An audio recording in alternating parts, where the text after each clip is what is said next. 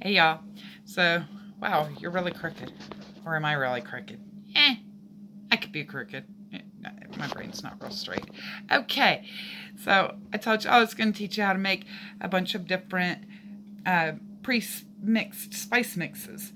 A lot of the ones that you buy at the store that they have all kinds of preservatives and MSG and maybe too much salt. They don't really taste great. But if you're going to make them, you need to know how to store them, right? So that's what I'm going to do on this video. I'm not even making any recipes in this video. It's strictly about storage.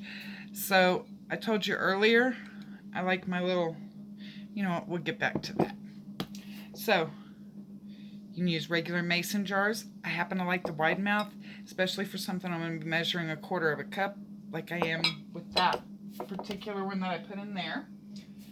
You can go to the Dollar Tree and get some real cute little things like these. They hold probably about a cup. They have some like this that didn't have a lid. It just had the ring, so I had to add a lid to it. But Dollar Tree, $1, guys, $1. You got these that, the mouth's not big enough for like a full cup, but you could do a 1/4 cup measure out of that. And all of these just have a mouth wide enough to at least get a tablespoon into, right? They got things like this at the Dollar Tree. They're things that are going to keep your spices and herbs airtight. You don't want the air getting to it, because then they'll lose their flavor. Okay. I was talking earlier about some cute regular mason jars. This is the 12-ounce quilted mason jar. They're real cute with your spices. I got these at Family Dollar. Let me see if I get a couple of different colors here. I got these for, I want to say $1.50 a piece. So the way I've got them split up, I used the blue because there wasn't very many of them for my my mints, my like tea type stuff. So peppermint, spearmint, lavender, chamomile, things like that. My red ones I used for all kinds of peppers, because peppers hot. Yeah. And then my green one I used for the rest of my herbs and spices. Now, that doesn't mean I've got all of them that size, guys. I just, at the Dollar Tree, got a whole bunch of these adorable little things and redid my spice cabinet shelf, because I have this shelf right here. It was too small to fit the jars of spices for some of the spices, so I needed some shorter ones, because I like my spices to be alphabetized, because yes, I'm OCD like that. And my daughter knows it, and she teases me about it, and I'm just like, yeah, so. But it looks so cute, guys. Look, it's just so adorable. Look.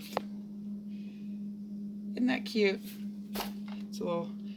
I made this when I moved in. This was actually just a blank space back here, wasted space.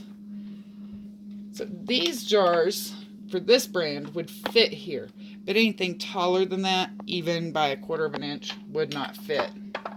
So you got crushed red pepper in a red, black pepper in a red. These I got at the Dollar Tree too. They're mason jar cups, and I just put a regular mason jar lid. Got some of the chocolate. The chocolate. Oh, I must be wanting to make something chocolate. Some of the chalkboard labels. This one I wrote on it with a chalkboard pen, or with a chalk pen.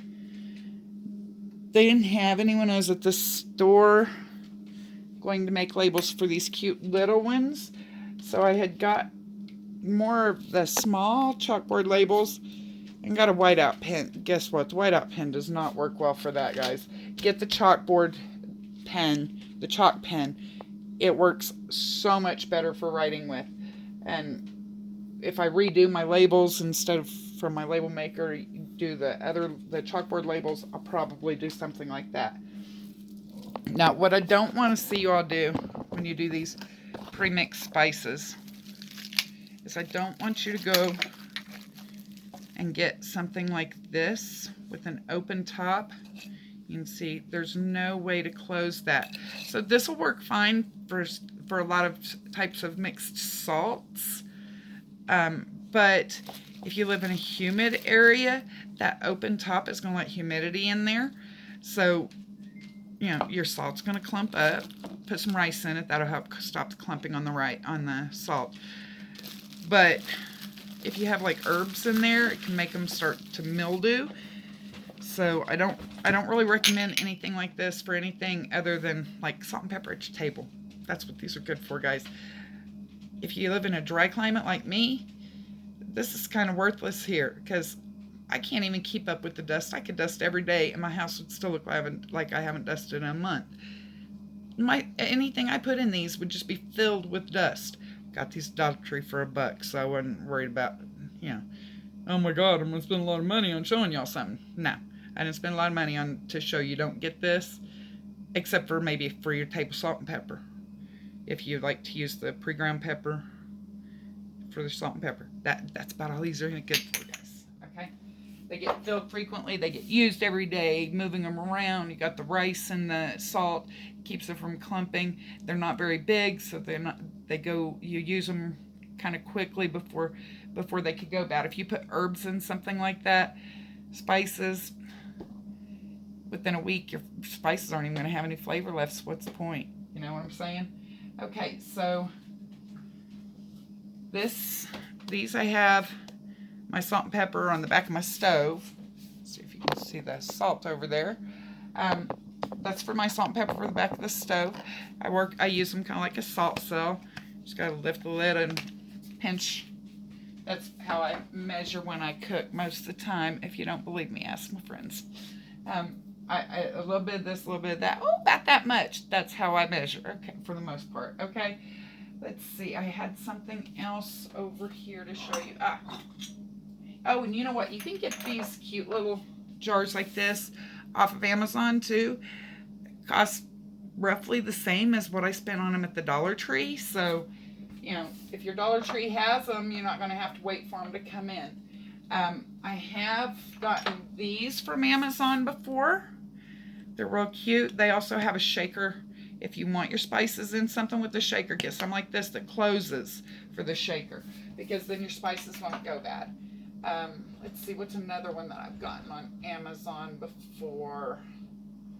I have another one somewhere in here that I got on Amazon before that worked really well.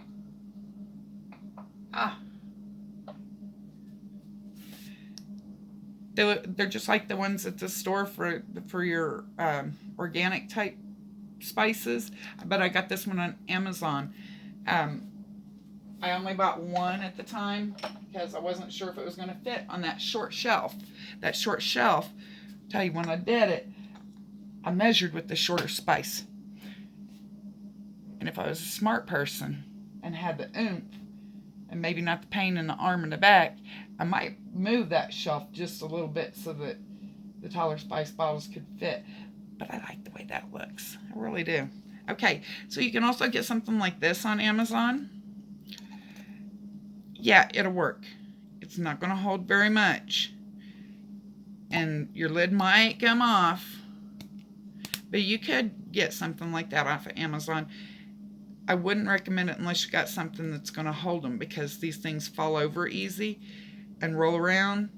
If you're organizing your spices, this is really going to suck. And if you're making a spice mix, you're not going to have very much. You're going to spend the time making a spice mix for not very much mix. So I don't recommend something that small either. Okay. To get in some of these jars, see how small that lid is? You might be tempted to use a funnel. And you can. You're probably going to need something like I used this. It came with a little lunch kit that I got for my daughter. I can, especially for things that are really finely ground, a fine powder like like ginger. You know, it gets kind of stuck in there. I use the fork side to loosen it up inside. You can pour it in the funnel, and then you can use the other end to poke it down into through the funnel, because it's going to get kind of stuck in the funnel. For the bigger jars, mason jars, and even these that I got, my canning funnel fits just right in these. So I'm more likely to use my canning funnel for these. Remember I told you I like to use the spout, my 4-cup measuring cup, to mix my spices, because that spout.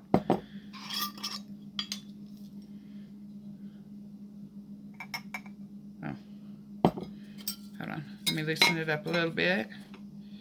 Okay, there we go. Because I kind of tamped it down a while ago. But I'm still spilling, right? But it works for things like this, after I made a mess all over it with the other one. But then you're gonna really, oh my goodness, you're gonna freak, because especially if you're mixing a lot of different spices, you're going to not want their flavors to mix. You know, say you made something lemony flavored on one, and then the next one's maybe something that won't go so well with lemon. Okay. I'm tearing this one. You can use scissors. Here, let me get a pair of scissors. Here we go. Here's a pair of scissors. That's a coffee filter, guys. It's a coffee filter. Tear the coffee filter in half. Roll it up so it's at a point. And then just snip the end off. Okay?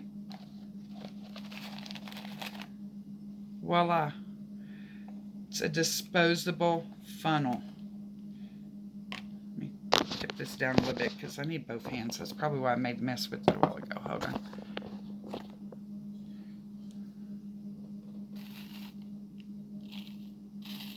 Look at that. Look at that. Isn't that crazy? And then when you're done, you can just throw it away. You don't have to worry about mixing the flavors on your spices because you're using the same funnel for more than one. Right? Whoops. I'm still getting used to this new camera holder here. Okay. So, but with my bigger ones, I don't even need a funnel if I'm using this, because they'll just pour it right in there.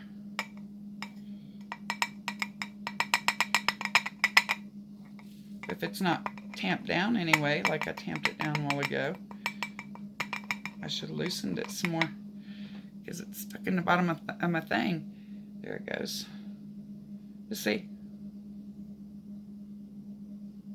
And that's why I like to use that. Now, I did have one at one time. It was a metal one. So it had a more of a fine point tip on that part. And that one poured even better than this one. Unfortunately, I don't know whatever happened to that thing. I have misplaced it somewhere. I'm not real sure where. Probably lost for good. I'll probably just end up getting me another one at some point.